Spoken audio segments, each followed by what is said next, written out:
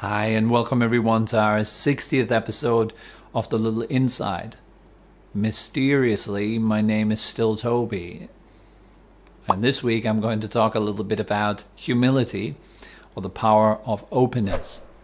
So let's get started right after the intro.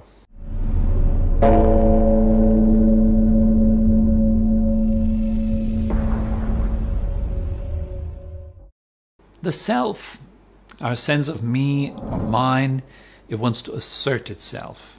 It wants to look good, it wants to look clever, it wants to look better than others, it compares itself to others continuously. And so humility is something that it might also use to its own benefit. So for example, if you are in a group where humility is very, very important, then the self can pretend to be very humble. It can say that, oh, I'm not worthy of being in your presence, and oh, please go first, and I'm not worthy of breathing the air around you, and oh, I'm just a very inferior and minor practitioner of spiritual arts, and I'm just a no one, I'm just a nothing. And you might post these things on Instagram, oh, I'm just a nobody. You might say it on Facebook. We have all these kind of types of quotations and talking that will suggest to other people that you're a very humble person, you're taking yourself back and so forth, and you're allowing other people to be there first, and you're paying respects and all that. It can be something that the self uses to assert itself even further, to be the humble one. I am the humble one. I am the one that's most humble in this room. And well, I know that very well from the time when I spent at the monastery. There's actually a little story that I would like to share about this, because we were all really, really humble. When I remember back in the days, it was a thing to be humble. You would never go around and say, you know, I'm the best at learning the Tibetan language, or look at how well I can chant, or you know, I can do these rituals and you can't. You wouldn't boast. You wouldn't go around and just show other people that you've figured it all out and you know how to do this and you know how to do that, but rather you would take yourself back. Of course, it is a very important practice, but many times I felt like wow, this is too much. Like, people are too humble. Everyone was like super humble. If you would tell them like, wow, I saw that you could recite this whole prayer by heart, that's amazing. That person would usually say, oh, no, I've just pretended, I know nothing really, and I'm just babbling, I'm not really actually talking the Tibetan language, and oh, I know nothing, all these kind of things. And people kind of took it to the top, I felt very often. It was too much. And but after a while of being there, I started to do the same. Whenever someone came in and kind of would give me some good feedback, I would immediately kind of say, no, that's not true. I'm not that good. Please don't get the wrong idea about me. I'm really, really bad at this, actually. So after having spent a few years there, one evening I went, after one of the long prayer sessions we had, I think like every once a month, we have these very long prayer sessions. They last 4 hours in the morning, and then there's a short break for lunch, and then 4 hours again in the afternoon. It's like 8 hours of prayers where everyone comes together in the temple and is chanting during this whole time. And I saw one of the monks who were there. It was an Italian guy. He was reciting every prayer by heart, and this is 8 hours of chanting, sometimes fast chanting, sometimes slow chanting, but he recited all of that by heart in Tibetan language, and I was like super impressed by him. And so after the prayers, I saw him in the kitchen and was preparing his evening tea there, and I approached him and I said, Christoph, his name was Christoph, and I said, wow, you've recited 8 hours of Tibetan prayers by heart. I'm like super impressed. This is amazing. And his answer was, to my surprise, he said, thank you. But in his thank you, and he just continued to make his tea, prepare his tea. But in this thank you, there was this absolutely no trace of conceit, of feeling like, yes, I know, I'm the best, you know. But he was like really composed. And it was a very genuine, like, oh, I appreciate that you had fun watching me pray all the prayers by heart. There was no sense of, oh, I'm someone, I'm a good person. And I found that so impressive that it really stuck with me, because in this environment where everyone was so humble all the time, if you praised them, they would say, oh, no, nothing, I can't do anything properly. And he just said thank you. And I found that really cool. And it stuck with me. And what I want to say is that the self can make use of humility to assert itself even further. And so this obviously is not real humility. It is a facade. It looks like humility. And in the sense of fake it until you make it, it might not be a bad idea to kind of be humble and to display some humility. I think that's a very good trait. But we want to aim for the real deal. So what's real humility then? So real humility comes with presence. It comes with abandoning thought, abandoning past, abandoning future, being fully here. There's a sense of openness in that. There is no more thought that I am better than this person, or that person is better than me and I need to fight that person so I become better than them. There's no such thought anymore. But there's an openness. And in that openness, you are willing to learn. You're not coming from the point that I know a lot. I know this, I know that, this is my opinion.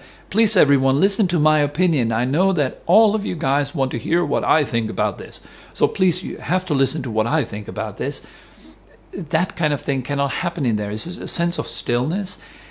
Yet you are open to such a degree where you can learn from other people, where you are basically naturally filled with wisdom, knowledge, goodness, and all the blessings that life has to offer you, because you're in a state of listening.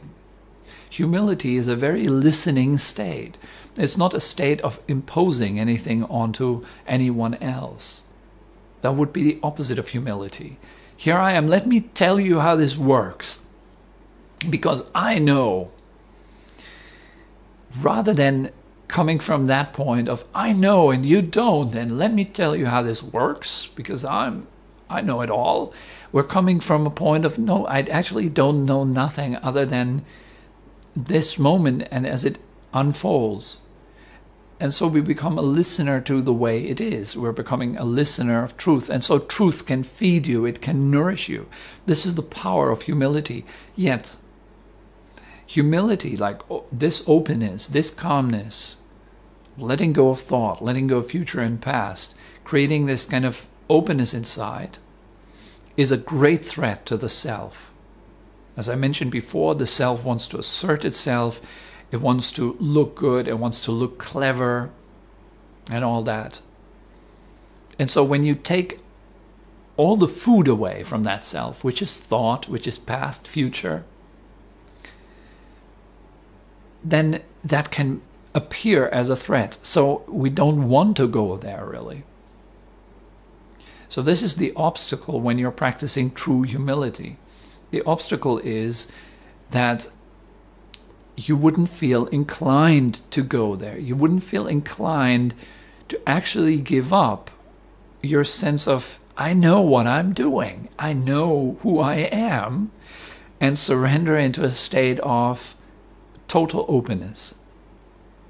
So that life can feed you, it can teach you. Every moment you become someone that can listen to other people. So let's say, for example, if you are coming from a place of humility, it's almost as if everyone in this world becomes like a Buddha, like a teacher for you. You can see everyone else around you as a teacher. And that's amazing. Suddenly you're in the position of being able to learn from what you see, what you hear, being able to learn from watching someone that you would have considered to be foolish before. Now you can learn something about yourself, about your own aggression, for example.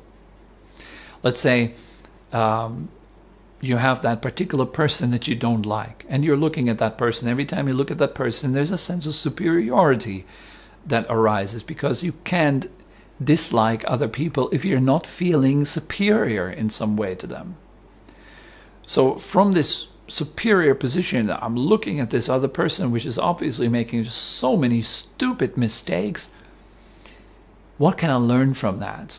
If I'm entering a state of humility, first of all, the first thing that I see would be, wow, I am suffering this other person. And suddenly, the other person becomes my teacher. And that other person simply points to the fact that I am harboring pain right now. That I'm having painful feelings and thoughts about that other person. I wouldn't have to have painful feelings and thoughts about this other person, but I do. I'm suffering the other person. So that's the first thing that I can learn from my point of humility. And of course, I don't want to go there. I rather would like to feel like this guy is stupid. And that's the truth. I rather want to feel like that, right? Because it feels more righteous. It feels more powerful. It feels more like I am someone that's above that other person. That feels in a way good. I don't want to go there and say like, actually, I'm just here. I'm a bunch of pain and suffering. I'm miserable. I don't know how not to be painful. I don't know how not to suffer another human being. And that is the not knowing here. I don't know how to be happy right now. I can't be happy. I'm not free. Every time this other person enters the room, I am forced to feel unhappy. Now that's the truth. And it's something I don't want to face. I'd rather have a look at the other person than at myself and my own misery. And there's, of course, many such examples. But that's basically why we don't want to go to a space of openness and humility, where we can see that we all carry our baggage, we all suffer, and nobody in this entire world wants to suffer. I don't want to be in pain. I don't want to feel bad, yet I do. Everyone else around me doesn't want to be in pain. They don't want to feel bad, yet they do. And to see this togetherness, that we all suffer and nobody wants to suffer, everybody wants to be happy, just like I do. To see the togetherness, it takes courage. It takes the courage to step down from our high horse of ego and self into a space where we can connect with people around us. This is what humility allows you to. It allows you to connect. It allows you to learn. It allows you to grow. It allows you to be filled with energy and power. It's a very energizing state, which is covered or kind of locked off by ego's tight, firm grip. I know what I'm doing. I know who I am. I'm in control of my life. I know my direction. This is my future, A, B, C. That's my past. I'm powerful. I can do this. All these feelings that we have. This is not humility. Humility has a lot to do with truthfulness. You want to come into this moment and open up to the fact that apart from what is, I don't really know anything. Everything else is a thought. And it could be any kind of thought. A fearful thought, a happy thought, hopeful, worried, anything. And due to my conditioning and my upbringing, I'm kind of forced to go through the same old patterns again and again without having any mindfulness, without really knowing myself at all. And that really destroys ego's apparent upper hand. Like, I know what I'm doing, I know who I am, and so forth. But that's not really true.